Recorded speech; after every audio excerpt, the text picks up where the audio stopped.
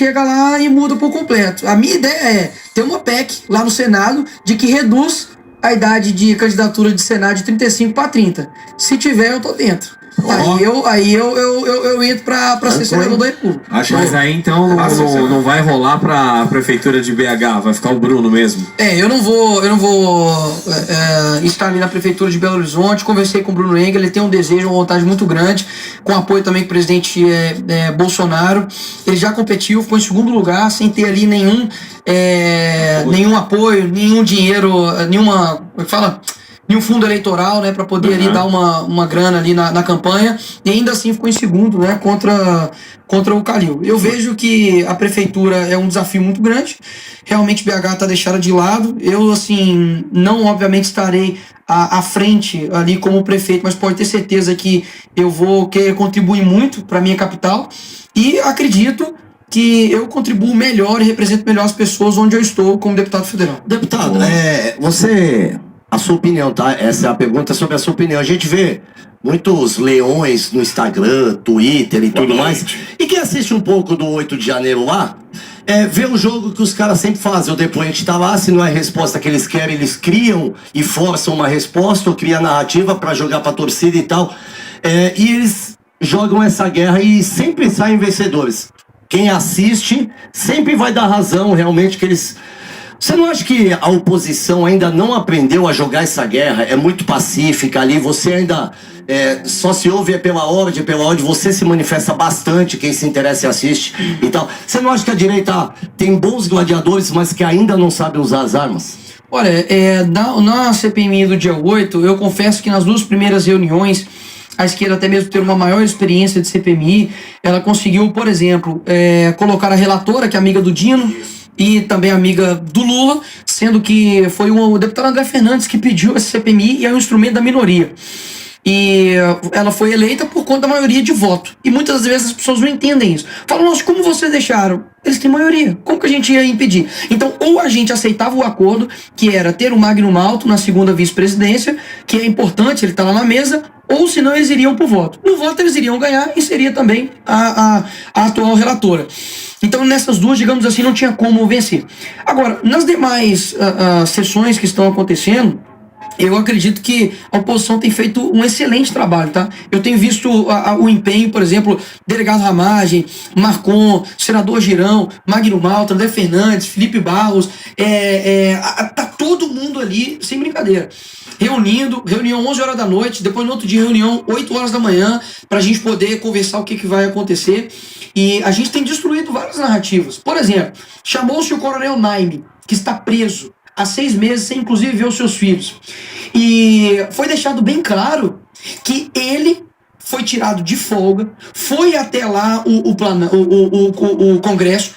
Ele tava combatendo os invasores lá na unha, pô. Tem um vídeo dele pegando o cara assim e prendendo o cara na unha. E sabe o que ele ganhou de prêmio? Ganhou uma cadeia. Porque disse que ele teve responsabilidade ali, digamos, na omissão de defender prédios públicos. Enquanto isso, o general, né, o G. Dias, que teve uma câmera mostrando que ele estava servindo água para as pessoas lá dentro, tá solto. Brincadeira. E que, inclusive, por notícias divulgadas na mídia, que ele fraudou o relatório que foi enviado para o Congresso. Então, assim... narrativas. Sim. Só que então, aí, mas isso você sabe por quê, né? Você sabe por quê. Todo mundo. blindagem Aldino e Lula. Pra mim tá bem claro. Em todos os requerimentos, blindagem. E também para botar o outro de... Sim. Lógico. Olha, nós estamos dando muita audiência. Eu agora estou partindo do seguinte princípio. Eu vou pôr na Globo News, porque a gente não pode ajudar. Agora os caras querem tirar a gente do ar. Se a gente ficar com um pouco... Eles não vai ser ruim, né? É ruim pra nós. Ah, ele... Então, Alexa, Globo News. Ah, já entrou. Já foi. Então, olha só.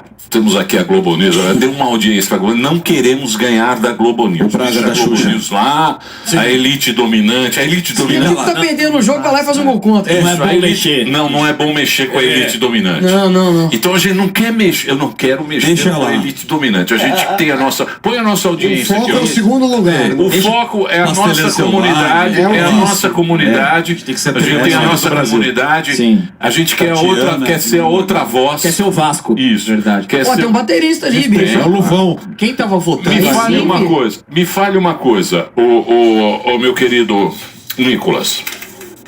Você tá desanimado? Não. Fala a verdade. Não tô meio desanimado, cara. A gente, obviamente, é como a Bíblia diz, né? Abatidos, mas não destruídos.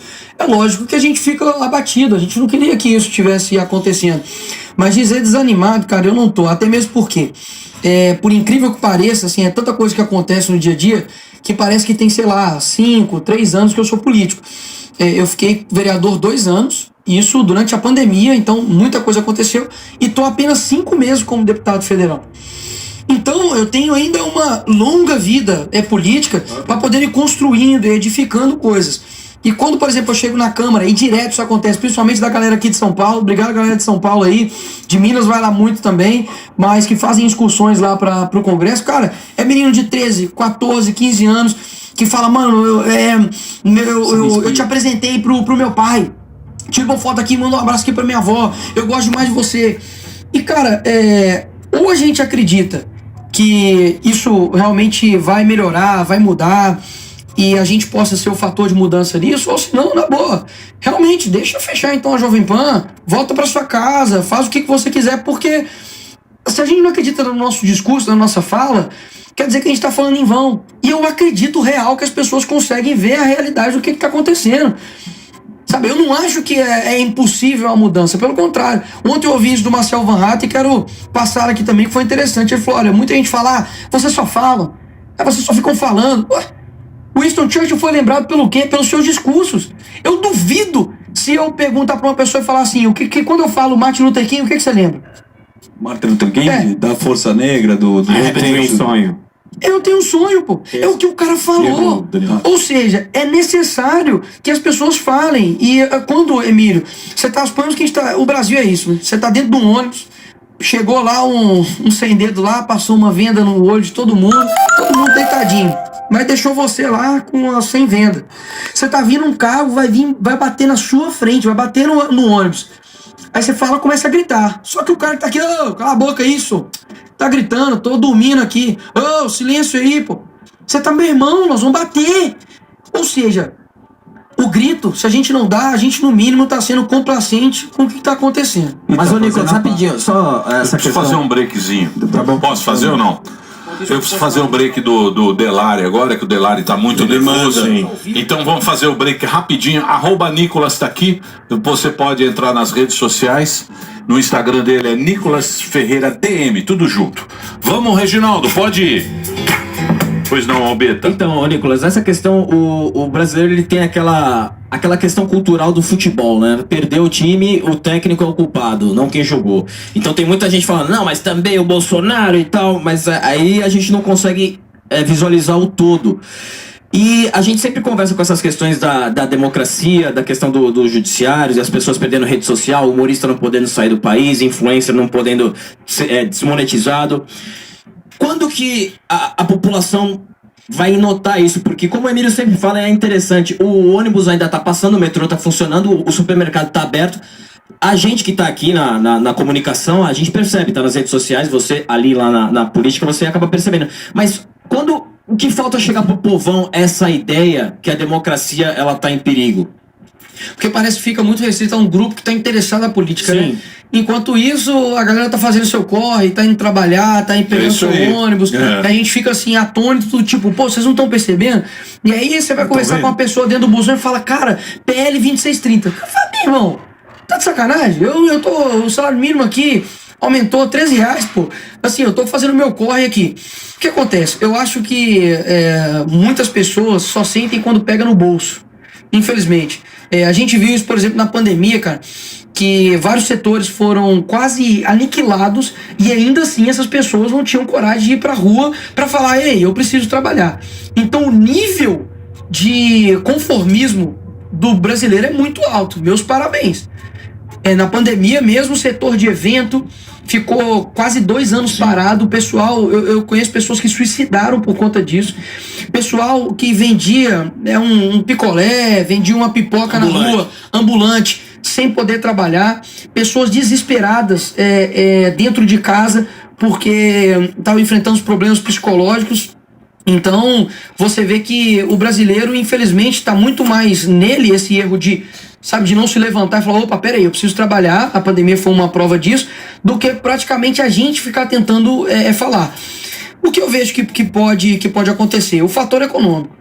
Eu acho que na hora que não tiver ali realmente a cervejinha e a carninha, a coisa começar a aumentar o preço mesmo de maneira mais absurda do que tá, aí eu vejo que a grande massa consegue ficar mais atenta. Mas não é de agora, Daniel, que tem o pão e o circo. Lógico. Me parece que aí é só fazer um gol lá, o time dele faz um gol, tá na primeira lá na Série A, o cara esquece. Conta uma historinha. É uma cultura, infelizmente, que o Brasil tem de só olhar o final de semana e não olhar o resto da semana. Agora tem que falar uma coisa, salientar, que a gente conhece o Nicolas há muito tempo aqui, já dá entrevistas várias vezes aqui. Eu achei bem legal que quando a gente vai aqui na Dirce, tem uma molecada que realmente você trouxe essa história, você democratizou o assunto de política e você tem um nome muito forte. Ao mesmo tempo, eu fico pensando, como é que você não vai ser usado? Porque eu queria que você explicasse a história do Pix pro Bolsonaro. Não seria mais correto o dono do partido, que tem dinheiro, pegar para proteger ele financeiramente do que o povo? Lógico, todo mundo pode doar, fazer o que quiser, tem o livre-arbítrio. Queria que você explicasse sobre esse assunto. Não, eu fiz ali, eu acho que muito mais como cidadão do que como político. E eu não sei se tem alguma implicação jurídica do dono do partido fazer isso, entendeu? Não sei. Mas assim, eu fiz mesmo, poxa, de forma espontânea, da mesma forma como eu também farei para as pessoas que estão presas injustamente do ato do dia 8. Eu conversei, Daniel, anteontem, numa audiência pública, ontem, na verdade, numa audiência pública, uma menina que está com seu pai, a sua mãe e o seu namorado presos, ali numa prisão preventiva que já dura 6 meses, e ela falou, olha, precisei sair do meu emprego, tranquei minha faculdade e estou vivendo de doações. Então, eu vou também, obviamente, fazer isso, porque eu vejo que as pessoas precisam de amparo, tanto de advocacia quanto de um monte de coisa. Não tenho ido lá, porque precisa da autorização, você sabe de quem, e fui lá uma vez, conversei com essas pessoas. Então, eu tenho esse tato, eu acho que mais humano do que político, de saber realmente quem tem que ajudar. Eu sei que minhas redes sociais têm uma força muito grande. Na mesma hora, pô, nos stories eu postei só o negócio lá do Bolsonaro, deu tipo 2,3 milhões de visualizações nos stories, isso é bizarro.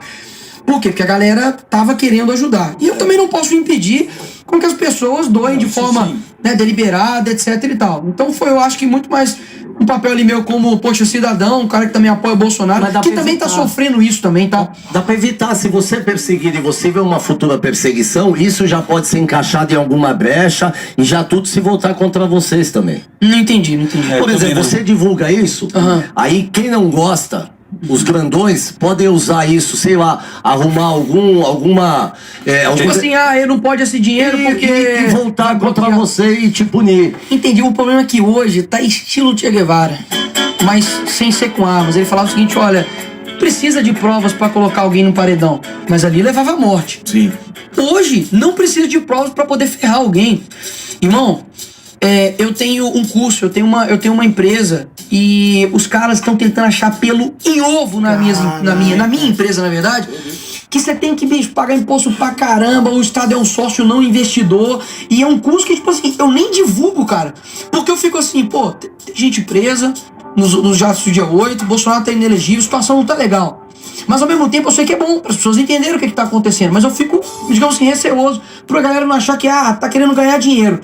E pra mim, que quer fazer isso, os caras vão em cima. Agora, pro vagabundo que coloca dinheiro numa mala, tá tudo certo pra ele. Cara, o Brasil, infelizmente, Brasília, foi feito pra poder atrapalhar a vida do cara honesto e beneficiar a vida do cara que é um bandido. Poxa, você tem gente presa por conta de possível fraude de cartão de vacinação, como o Cid. O ex-líder do PCC foi solto. Mas isso aí é explicável. É explicável. É o sistema. Não, tudo isso Mas que eu falei é explicável, só não é justificável. Eu acho que tem uma coisa aí que vocês... Eu acho que mudou o chip do brasileiro. O brasileiro, porque agora, você pode ver, o Lula, ele não tem a menor cerimônia agora. Não, de falar. Cara larga. Sou comunista, socialista, não tenho medo de dizer isso. Não tem a menor O Foro de São cerimônia. Paulo era tudo muqueado. Antigamente, nos